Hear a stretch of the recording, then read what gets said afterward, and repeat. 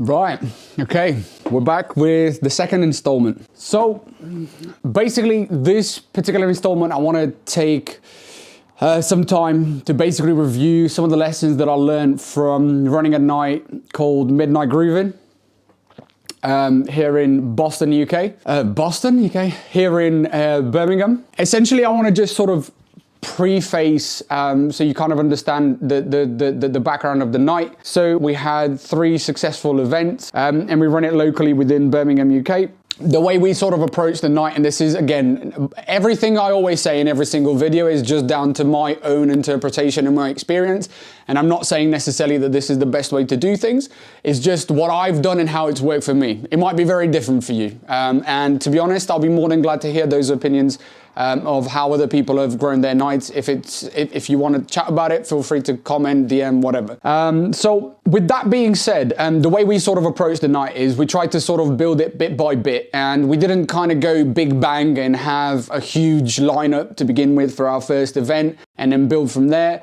I know that some brands, I believe, Abode at the time, when they used to run it, they sort of came out and they had a sort of big bang. I think WAF was on the lineup and a couple of others. I can't remember off the top of my head, but I think that was kind of the approach. We kind of went the opposite side, and we kind of had, you know, that up and coming to medium tier DJs that we had DJ for us, just to kind of give you an understanding of the background of how we went about the party. So with no further ado, I'll start with lesson number 1.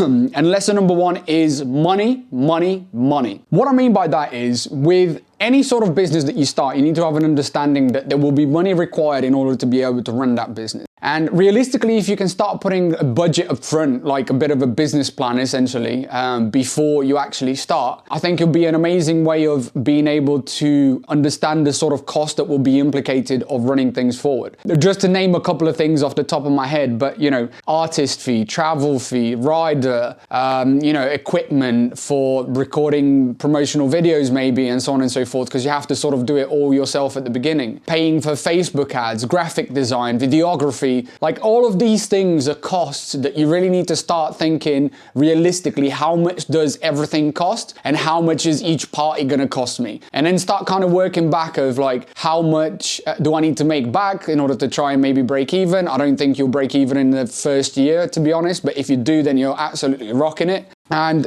basically just have an understanding overall of where that money is going to come from. Once you've figured out how much do I need to run these parties, where is that money come from? Is it going to be a case of the people in the team being able to invest their money into the party itself? Or are you going to go and find an investor who believes in the vision that you have and the party that you have to be able to help you facilitate, build the night moving forward, right? Both options are just as good. Obviously, from an equity perspective, just understand that if you do find an investor, most of the time, they'll probably want some equity in return for their investment. So you might lose some control to the business in that sense, right? So those are really the 2 options that you have for starting a party, or you have really rich parents, which I guess is also an investor. Yeah, so the main point here is basically understanding how much money do I need and start figuring out a plan for how that's going to happen. Whether it's that through your own funds, whether that's through investor money, you need to have a real good idea of what that's going to look like moving forward. So yeah, that's pretty much lesson number 1. Lesson number 2, a club night in its effectiveness is a startup. With a startup, what you generally tend to see is that you will not have a similar skill set, at least in the beginning, until you grow. And generally speaking, people in the startup will have different skill sets. So with a normal startup, you might have a sales guy, the CEO, whatever, a CTO, and as you build, you might have, you know, your legal department, you might have your legal, you might have your HR, and so on and so forth as you build forward, right? Pretty much really in a very similar manner, I think when you're building a night, it's no good having everyone be a DJ producer. At least when it comes to the aspect of building a night. When it comes to building a family and building a label and building a community, that's a completely different story, and I'll talk about that in a second. When it comes to really building a night for it to be successful and understand that you facilitate the skill set that's required to grow that night, realistically for me, you need 4 or 5 roles. Let's kind of work them out together here. Number one, you're going to need to have, of course, the DJ and the producer who understands the market, understands what the demand is in terms of the music that's required within that particular marketplace, understands how to organize a night and understand that there's a particular flow to a night, you know, making sure that you have a warm up to a night instead of coming in at heavy take house at 10 o'clock and then your headliner comes on and you've sucked out all the energy in the room, right? And it will be mostly their responsibility to essentially ensure that the night flows in such a way that when you do bring headliners, it's an absolute pleasure for them to come down because the night has been warmed. But not only that, also decide on the music policy of what type of music is going to be played in the night. What's the brand of the night, right? And that needs to be portrayed through mixes, that needs to be portrayed through music that you use in your advertisements and so on and so forth. Number two is really, if it can be the same person, great. Generally speaking, it doesn't tend to be, but videography/photography. Again, this is a massively important role within any sort of club night startup, and having someone who's part of the team and able to provide that skill set to you, especially at the beginning stages, means that, you know, with any of these skill sets, by the way, means that you might not have to go and outsource to a different member outside of the team that you have. So that still is to say that maybe in the first couple of parties, they say that people maybe don't make money, right? Because you're growing the party, you're getting it to the point where you will all be making money and be able to be part of it. But until that point, there is a level of investment into the party that you have to make, but I'll cover that in a second in the next sort of point. So we have DJ and producer, we have videographer/photographer. I'd say the third one is essentially having, again, it might be a split role or it might be the same person depending on the skill set or the level, is a graphic designer/animator. I think if you can find a person that really can hit home on both of these things in the same person, obviously great. If not, then you might have to do a combination of the both. You're always going to need flyers, advertisements, all kinds of things that you need designing. There's always something that needs to be done. And I think, you know, if you've gone through the process of being able to make a logo or a flyer, it's just always like a tedious back and forth, back and forth, back and forth, back and forth. And I think it removes a lot of the agility of being able to have someone within your team who understands your brand, understands what you're trying to build, understands the vision, understands the culture, and they're able to portray that through their designs, right? And it's the same for the videographer and the photographer, right? And I think for me, the last person really that is super, super important to the night is having a night manager. Having a night manager who is solely responsible for the growth of the night. They have no other responsibility in the night besides how do I grow the audience of the night, right? Be that going to universities and, you know, organizing get-togethers to try and get representatives to sell tickets within universities. Be that organizing in-person events with aspiring DJs and producers to again try and help you promote the night whilst at the same time you give them an opportunity to play for your night. Just generally their main responsibility is how do I grow the night? And it's absolutely key that, in my opinion anyway, that this person is also not a DJ producer. Because if you're also a DJ producer, I feel there's a lot of overlap of kind of not responsibilities necessarily, but there's no specialization in what you do. Instead of being able to specialize in how do I grow things on social media and learning Facebook ads and Instagram ads and so on and so forth, you're spending a lot of your time really just thinking about preparing music and preparing the night and maybe thinking about the flow of the night. And maybe you're a producer too, so you're actually spending time producing instead of thinking how the night could grow. So I really think for the most successful sort of setup, and really to be honest, a lot of the nights that I've seen that have been extremely successful both locally and at a higher level have that sort of setup where you have a main team of DJs, but there is 100% one person who's the manager of a night in the background that runs the operational side, right? And I think, if I'm not mistaken, I think Music On with Marco Carola, I think obviously Marco's the main guy, and then they have Ali de Tugli, I believe. I don't know how to pronounce that. I apologize if I butchered it. Calvin Clark and all the other guys, Paco, that play for them, but they're not necessarily part of the sort of Music On team, I think. And I think in the background, they've basically got two Italian guys, if I'm not mistaken, sort of doing all the work. Again, I'm not really close to understand the business as such. It's just from what I've seen on Instagram, that's kind of what it looks like to me, right?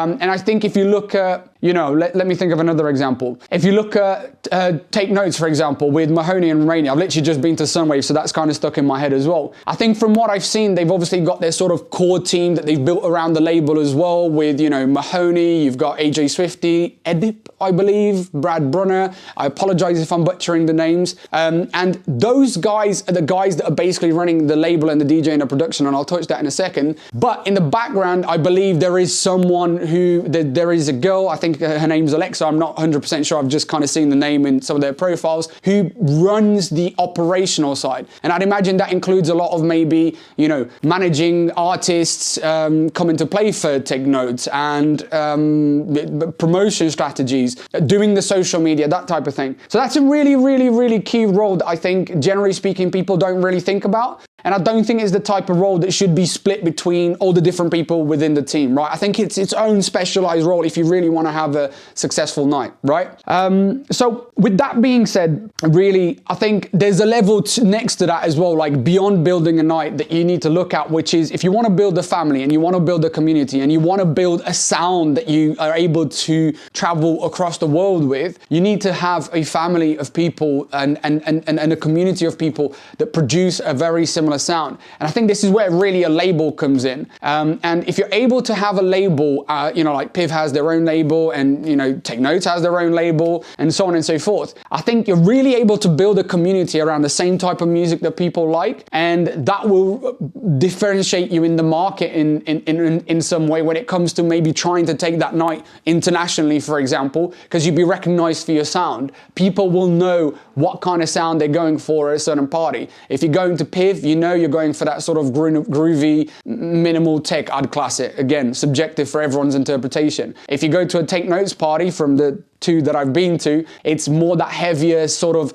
it's still sort of the minimal tech / tech house, but it's that heavier side of things, more sort of that Wheats category of music, right? So it gives you that brand image and understanding of like, what would that look internationally, right? So just to recap on that point, because I feel like I've been going off quite a lot, I think that as a startup, the main roles there are DJ producer, videographer / photographer, night manager, and then you need, oh God, who am I missing? Night manager, videographer, DJ producer, videographer / and graphic design / animator.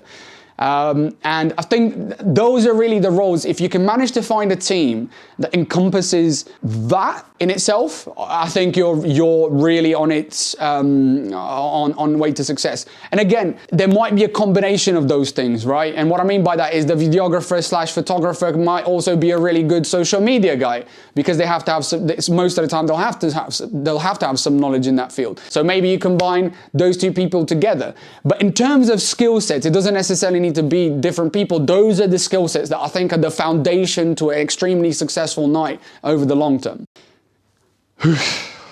Lesson number 3. Lesson number 3 is basically success is reserved for those willing to pay its price. And that's a quote by Sun Tzu that was brought to my attention by one of my really good friends. And basically, before I kind of dive into what that means, I have to preface it with this. As a leader of the night, it is absolutely your crucial responsibility to make sure that, number one, messages are effectively communicated to the people that you're working with, so there's no ambiguity over what needs to get done. And then also, number 2, it's also absolutely your responsibility to make sure that the right people are in place to do the roles that are required to be done.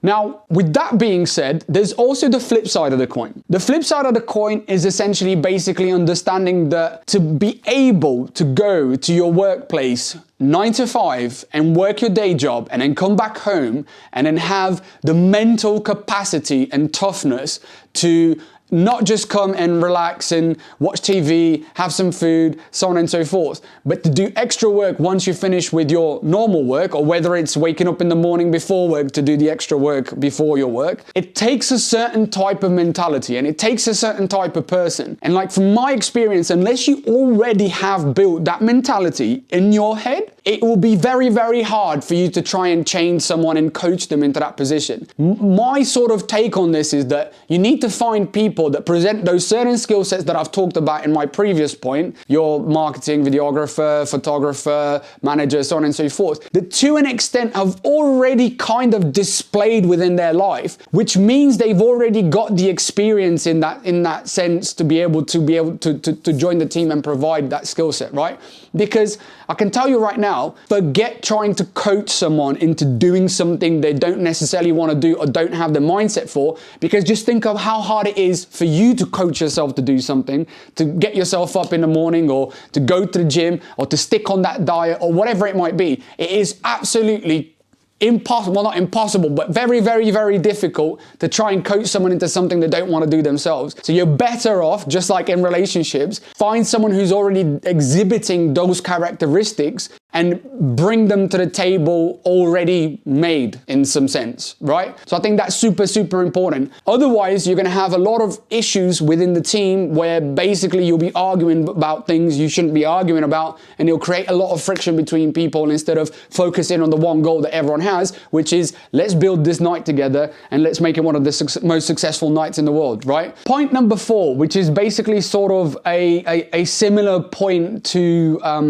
well, it's not a similar point, but it's sort of like a equal side to the point that I've just made. At the same time as making sure that you have the right people in place, once you make sure that you have the right people in place, you also have to make sure that you understand that not necessarily everyone runs on rocket fuel. And what I mean by that is that, well, just because you run on rocket fuel doesn't mean everyone else runs on rocket fuel. And what I mean by that is that even if you have the right people in place, there are certain personality types, and I think I saw Stephen from Diary of the CEO talk about this quite a lot. There are certain personality types who just get pleasure out of doing work and being driven to be productive, right? And they're willing to sacrifice a lot of things, maybe including their social life, to be able to facilitate the growth of whatever it is that they're working on, right? But not everyone is like that. And you need to have an understanding that some people might need some sort of leeway to relax and recreate and come up with some creative ideas from time to time. The caveat there, I think, is that you just need to make sure there is a balance between having the recreational side of things, but also at the same time having,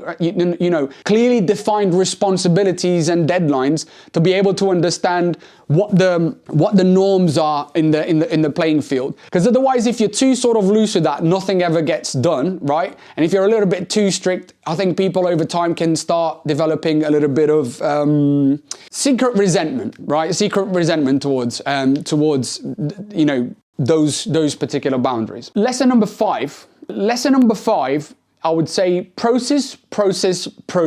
What I mean by that is in any sort of way that you can divide responsibilities and have a clear understanding of who is responsible for what, it will really help when you get to the stage of discussing how things should be ran, basically, right? And not only that, from a responsibility perspective, but from an actual process perspective, I feel like you need to have 2 sort of tools that you use to be able to facilitate the growth of a night or a business in general, I guess. Number 1 is having some sort of project management tool. Having the ability to have a one-stop shop where everyone is able to see what tasks they have, how they're going to go and do those tasks, not how, but I guess the deadline of when they need to go do those tasks, and being able to assign tasks to each other and being able to keep on top in kind of like a dashboard. I think that is absolutely crucial for staying on top of work. I think, having a WhatsApp chat and a Telegram chat and whatever else people use to be able to run a night that way is crucial. But I think when you're on a WhatsApp chat, so many things can get lost, And even with myself, when I find ideas, I've had to start building folders in my notes. When I come up with an idea, I put it in my notes and then have that there to sort of go back to and flesh out, or maybe in my reminders, because I can then go back to it and I know there's a one-stop shop where I can just keep developing this idea over time, right? And I think for a team, that's also super important that you have that ability to see who needs to do what and by when, and then you can keep each other accountable to be able to do that moving forward. The second thing is a data storage system, right? So with Asana, I think you can store. Asana, by the way, was the project management tool that we used at the time. Sorry.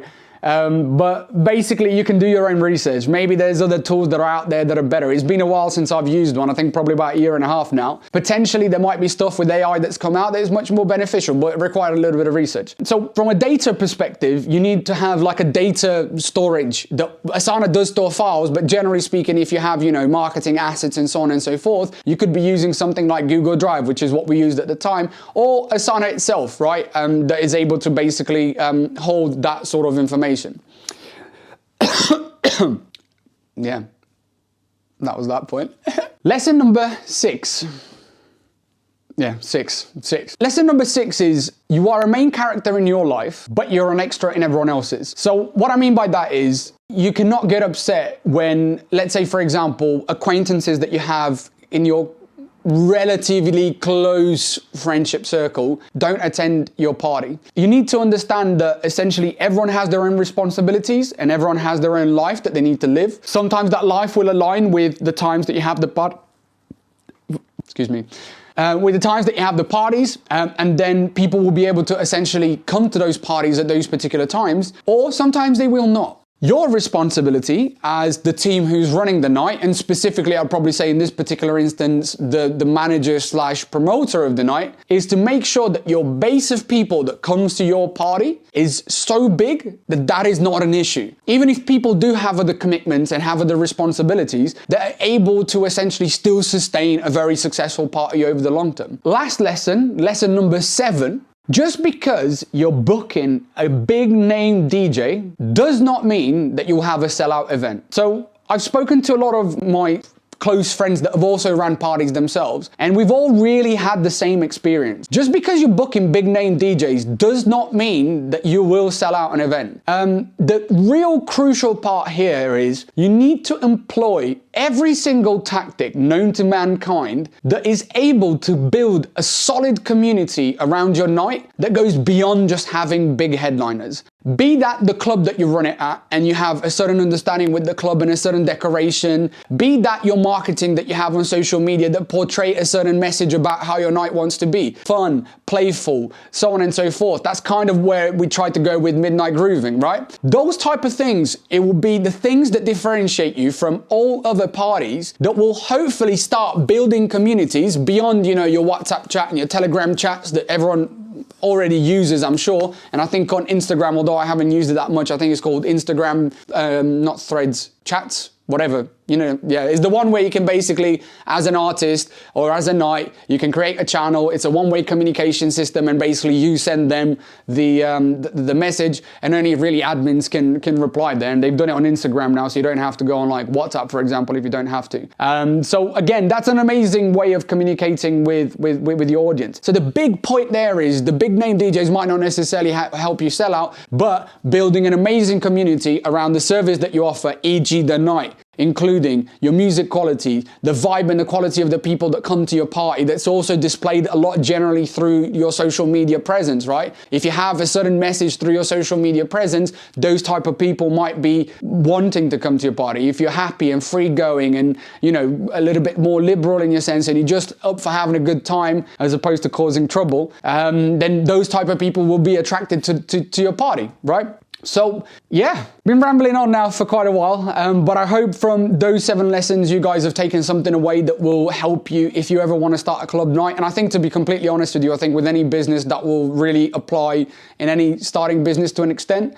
I think there are certain lessons that are specifically, more aimed at, a club night, for example, because that's the topic of the video. But I think there's a lot of those principles that you can take away into other areas of life. So yeah, I hope this was useful. If you guys have any questions whatsoever and you want to, ask me anything further, feel free to drop a comment. Feel free to direct message me. I absolutely love talking about this type of topic. It might even give me some ideas on what to tackle next, to be completely honest with you. So yeah, thank you very much. That's it from me. Much love. Alex out.